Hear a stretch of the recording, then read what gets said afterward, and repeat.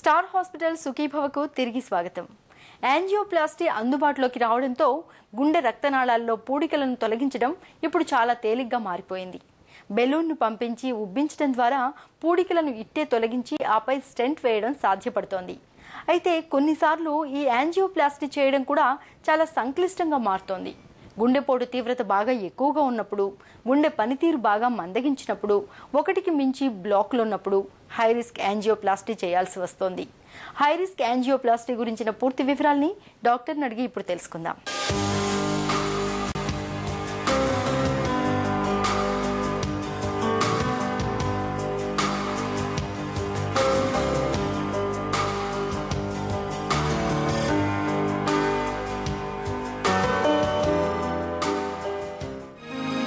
High risk angioplasty అంటే ఏంటి? ఎలాంటి సందర్భాల్లో చేస్తారు?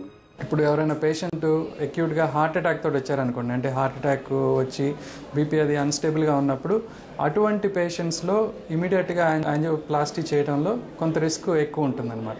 ఎందుకంటే పేషెంట్ అన్స్టేబుల్గా ఉంటారు, బీపీ స్టేబుల్గా ఉండదు, అదేవిధంగా హార్ట్ కండిషన్ కూడా స్టేబుల్గా ఉండదు.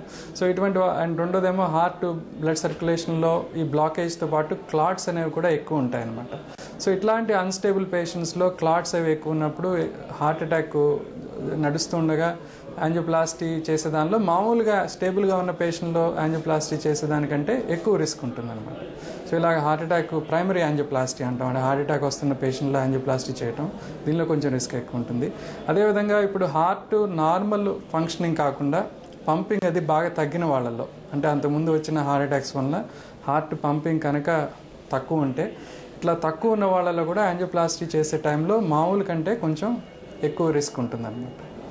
అదేవిధంగా ఇతర అవయవాలు ఏవైనా ఎఫెక్ట్ అయితే, ఇప్పుడు అంటే కిడ్నీ ప్రాబ్లం ఏదైనా ఉందనుకోండి, కిడ్నీ ఫంక్షన్ సరిగా లేనప్పుడు ఇటువంటి వాళ్ళలో కూడా మనం యాంజియోప్లాస్టీ చేస్తున్నప్పుడు నార్మల్ కంటే కొద్దిగా ఎక్కువ రిస్క్ ఉంటుంది.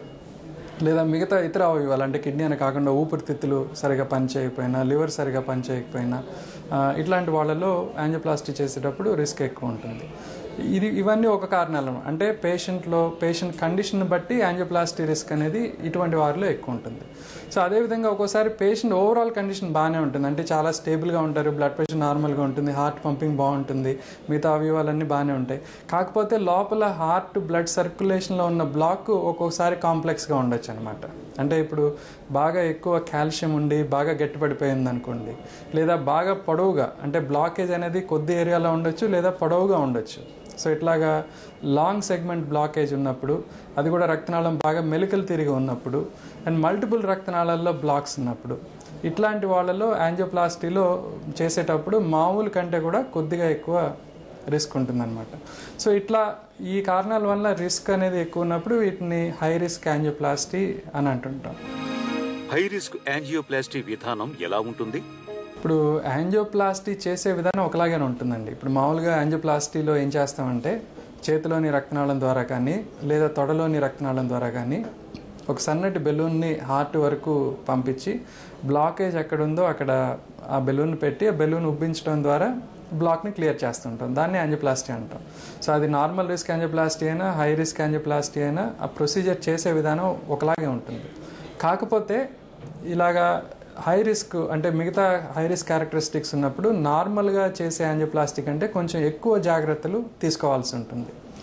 ఉదాహరణకు ఇప్పుడు ఇంతకుముందు చెప్పినట్లు హార్ట్ అటాక్ వచ్చి పేషెంట్ బీపీ అది తక్కువ ఉండి హార్ట్ ఫెయిలియర్లో ఉన్నారనుకోండి, ఇటువంటి వాళ్ళలో యాంజియోప్లాస్టీ చేసే టైంలో ఇంట్రాయాటిక్ బెలూన్ అనేది పెడుతుంటాం అనమాట. ఇంట్రాయాటిక్ బెలూన్ అంటే అదొక బెలూన్ లాగా ఉంటుంది, అది రక్తనాళం వరకు, మన హార్ట్ వరకు తీసుకువెళ్ళాం. అయోర్టా అని ప్రధానమైన రక్తనాళం అన్నమాట, అందులో పెట్టి అది హార్ట్ పంప్ చేసినప్పుడు ఈ బెలూన్ కూడా పంప్ చేస్తుంది. సో దాంతో ఏంటంటే పేషెంట్ బీపీ అది స్టెబిలైజ్ అవ్వడానికి, హార్ట్ని సపోర్ట్ చేయడానికి బెటర్గా పనిచేస్తుంది. సో అదేవిధంగా ఇంకా ఇప్పుడు ఒకవేళ బ్లాకేజ్ బాగా కాంప్లెక్స్గా ఉండి బాగా గట్టిపడిపోయింది అనుకోండి, ఇటువంటి వాళ్ళలో రోటాబ్లేటర్ అంటాం, అంటే ఆ కాల్షియంని డ్రిల్ చేసి తీసేస్తుంటాం అనమాట.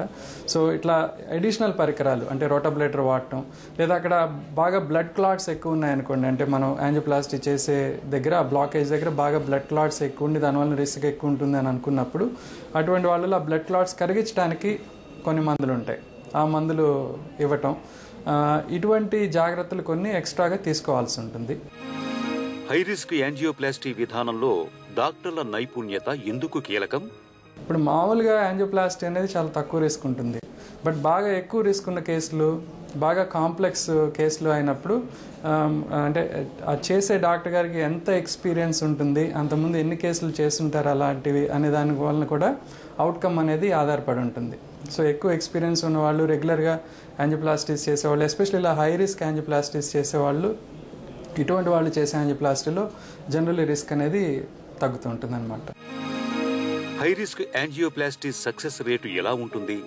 ఎంత మేజర్ హార్ట్ అటాక్ అనే దాన్ని బట్టి, రెండోదేమో ఇప్పుడు ఎంత త్వరగా ఆ ప్రొసీజర్ చేసాం, అంటే హార్ట్ అటాక్ మొదలైనాక ఎంతసేపట్లో ఆ ప్రొసీజర్ చేసాం అనే దాన్ని బట్టి రిస్క్ ఆధారపడి ఉంటుంది. ఇప్పుడు బాగా మేజర్ హార్ట్ అటాక్ వచ్చి అండ్ హార్ట్ అటాక్ వచ్చిన తర్వాత మనం ఈ ప్రొసీజర్ యాంజియోప్లాస్టీ చేసే టైంకి బాగా టైం గడిచిపోతే దాని హార్ట్ ఆల్రెడీ ఇర్రివర్సిబుల్గా పర్మనెంట్గా చాలా వరకు డ్యామేజ్ జరుగుంటే ఇటువంటి వాళ్ళలో నెగిటివ్ అవుట్కమ్ వచ్చే అవకాశం ఎక్కువ ఉంటుంది అనమాట. అలా కాకుండా త్వరగా చేస్తే, అంటే హార్ట్ అటాక్ రాగానే వెంటనే తక్కువ సమయంలో కనుక యాంజియోప్లాస్టీ చేసేయగలిగితే అటువంటి వాళ్ళలో రిస్క్ రిలేటివ్గా తక్కువ ఉంటుంది. సో ఈ విధంగా అంటే డిఫరెంట్ వేరియబుల్స్ని బట్టి రిస్క్ అనేది కూడా మారుతుంటుంది. సో ఆ పేషెంట్ క్లినికల్ కండిషన్ బట్టి, లోపల ఉన్న బ్లాక్ని బట్టి నార్మల్గా మామూలు యాంజియోప్లాస్టీలో 0.5% ఉంటే 2-3 రెట్ల నుండి దాదాపు 10 రెట్ల వరకు ఎక్కువ రిస్క్ అనేది ఇటువంటి కేసుల్లో ఉండే అవకాశం ఉంటుంది. హై రిస్క్ యాంజియోప్లాస్టీ తర్వాత ఎలాంటి జాగ్రత్తలు తీసుకోవాలి? యాంజియోప్లాస్టీ చేసిన తర్వాత ఎవరైనా కానీ మందులు రెగ్యులర్గా వాడటం అనేది చాలా ఇంపార్టెంట్ అండి. అండ్ రెండోదేమో లైఫ్ స్టైల్ మేనేజ్మెంట్, అంటే డైట్, ఎక్సర్సైజ్ చేసుకోవటం అవసరం. అండ్ రెండోది పేషెంట్ క్లినికల్ కండిషన్ బట్టి, అంటే ఇంకా హార్ట్ వీక్గా ఉందనుకోండి, కొన్నాళ్ళు ఎక్కువ రోజులు రెస్ట్ తీసుకోవాల్సి రావచ్చు, అంటే బిఫోర్ యాంజియోప్లాస్టీ చేసిన తర్వాత నార్మల్ యాక్టివిటీస్ స్టార్ట్ చేయడానికి.